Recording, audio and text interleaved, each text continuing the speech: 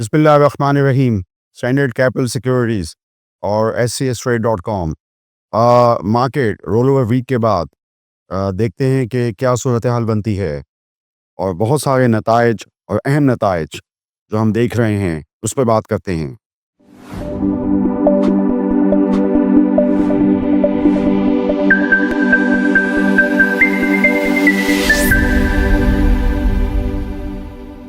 Market 1,14,000 के आसपास हम देख रहे हैं कि इंटरेस्ट रेट कम होने के बावजूद बहुत ज़्यादा खुल के चीज़ें नहीं हुई और ये है कि इस वक्त हमारा इंटरेस्ट रेट जो है वो 13% से अब 12% हो चुका है। 100 बेसिस पॉइंट की कमी स्टेट बैंक ऑफ पाकिस्तान ने करी। लेकिन उसके बाद हमने देखा कि हमारी मार्केट पे बहुत ज़्यादा इसका कोई मज़बूत पहलू नहीं था। लेकिन हम एक बात भूल रहे हैं कि अब एक रिज़ल्ट सीज़न भी है और इस तवातुर से बहुत अच्छे-अच्छे रिज़ल्ट्स जो हैं वो भी आ रहे हैं और बाज़ सेक्टर के रिज़ल्ट्स जो हैं वो ख़राब भी हैं। तो हम बात करते हैं एक-एक करके। सबसे पहले तो ये है कि मैं मार्केट के तनाज़ुर में सबसे पहली बात तो ये करूँगा कि डीएच पार्टनर के लिस्टिंग का इंतज़ार हो रहा था तो वो अब 3 फरवरी से आ रही है और जिन लोगों के पास दाऊद हरकुलिस के शेयर्स थे तो उसी हिसाब से उसी तनासब से डीएच पार्टनर के शेयर उनको मिल जाएंगे और ये कंपनी लिस्ट हो जाएगी। तो ये एक अच्छी खबर है। आप जानते हैं कि जो इस वक्त एंटिटी है उसका नाम एंग्रो होल्डिंग है, एंग्रो एच, और अब आपके पास यही शेयर्स हैं। तो जिन लोगों के पास दाऊद हरकुलिस भी थे तो वो डीएच पार्टनर्स के हामिल होंगे, एंटाइटलमेंट होगी। अब हम बात करते हैं फौजी फर्टिलाइज़र कंपनी के रिज़ल्ट्स पे।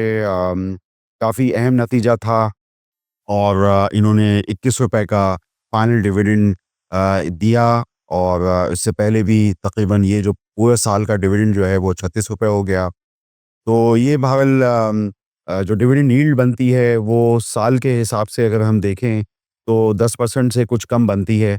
बहरहाल ये कि जो इस वक्त हम सूरत हाल देख रहे हैं, बैंकों के डिपॉज़िट रेट वगैरह भी देख रहे हैं, तो उस हिसाब से देखें तो फौजी फर्टिलाइज़र की होल्डिंग हो या इसके जो मुतबादिल दूसरी कंपनी है एंग्रो फर्टिलाइज़र की होल्डिंग हो, तो ये डिविडेंड यील्ड के अंदर ज़्यादा अच्छे स्टॉक्स मालूम होते हैं।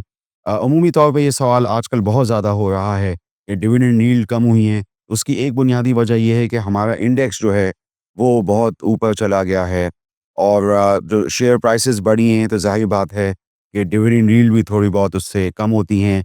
लेकिन साथ ही साथ हम ये भी देख रहे हैं कि हमारे इंटरेस्ट रेट्स मुसलसल जो पॉलिसी रेट गिरने की वजह से अब जो हैं वो तकरीबन 12% जैसे हो गए हैं।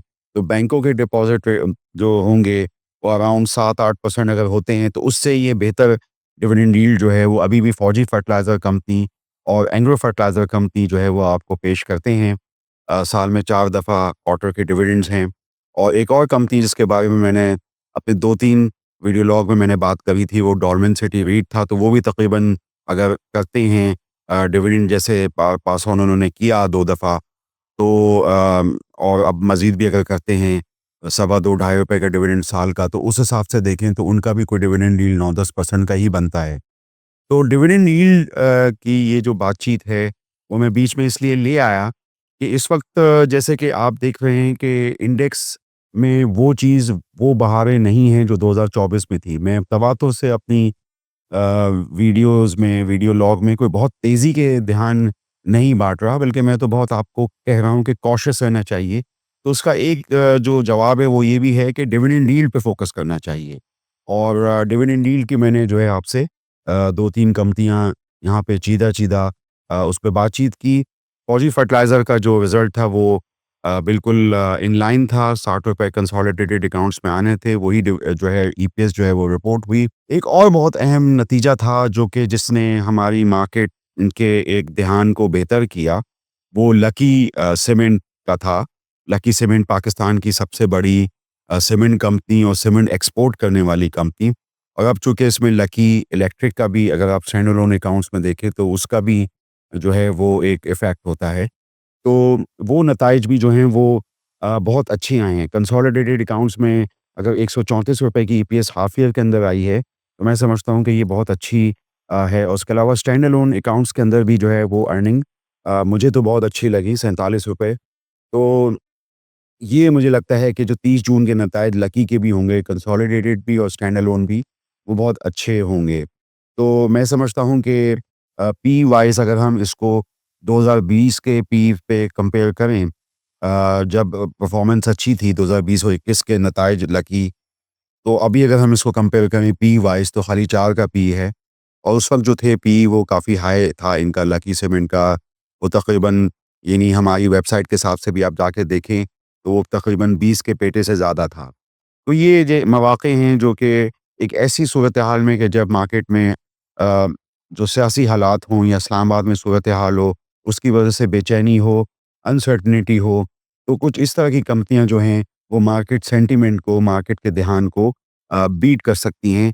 जैसे कि मैंने आपसे फौजी फर्टिलाइज़र कंपनी और उसके डिविडेंड के हवाले से बात की, एंग्रो फर्टिलाइज़र का भी नहीं आया है फाइनल, उसके हवाले से मैंने आपसे बात की और फिर मैंने डॉल्मेन सिटी रीट पे बात की और फिर मैंने लकी सीमेंट के हवाले से आपसे बात की कि ये यानी मार्केट को या मार्केट के ध्यान को बीट कर सकते हैं। एक आध और भी रिज़ल्ट है जो कि मैं यहाँ पे बात कर लेता हूँ उस पे और वो है बैंक अल हबीब का रिज़ल्ट। एक दिन 2 अहम बैंकों के रिज़ल्ट आए, बैंक अल हबीब और बैंक अल फलाह। दोनों में काफ़ी फ़र्क था।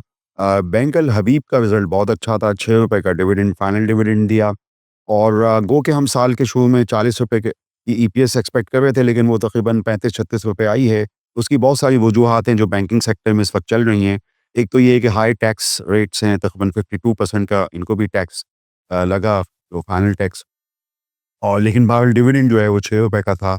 तो ये बैंक अल हबीब का जो है वो कोर यानी कोर रिज़ल्ट था।